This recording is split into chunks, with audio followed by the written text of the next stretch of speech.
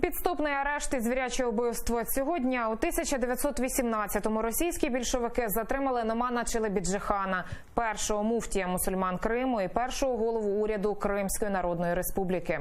Він прагнув миру для кримсько-татарського народу та всіх народів півострова, намагався зупинити червоний терор, але не вийшло, потрапив у застінки більшовиків і був по-звірячому убитий. Про життя великої людини дивіться далі.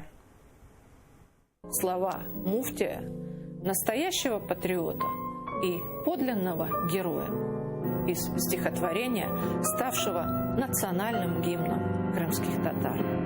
«Я поклялся, дал слово умереть за свой народ».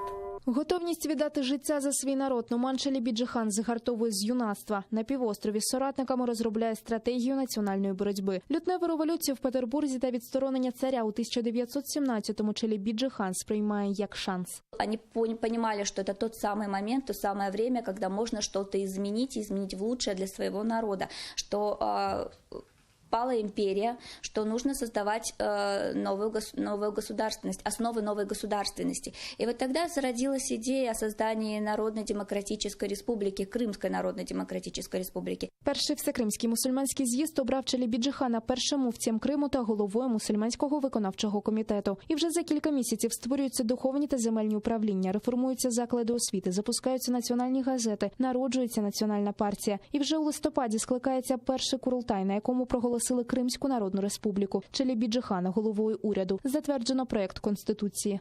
В ней говорилось о всеобщем избирательном праве, упразднении званий и сословных привилегий, о равноправии мужчин и женщин, о порядке созыва парламента и избрании национального правительства. Реалізувати Конституцію Номану Челебіджихану не судилось. Більшовики, які захопили владу на півострові, розв'язали червоний терор. На екстрених зборах кримського уряду вирішили, що Челебіджихан має виїхати. Утім, він не встиг. Його арештували при виїзді із Сімферополя.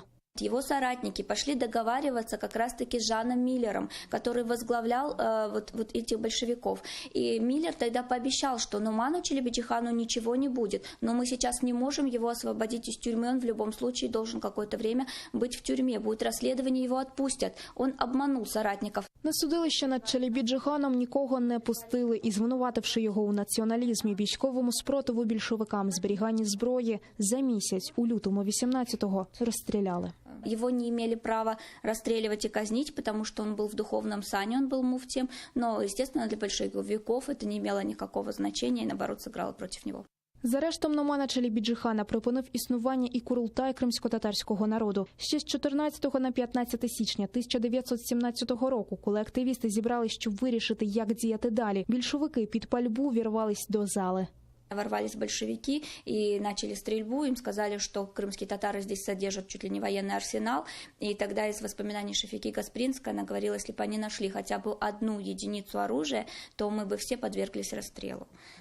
Это нас только спасло, то, что оружия не было в здании. Лише за майже 75 років кримсько-татарський народ зміг зібратися на другий курултай. На ньому ухвалили декларацію про національний суверенітет кримсько-татарського народу. Гімн, яким став вірш Номана Челебіджихана із словами його життя «Я дав слово померти за свій народ».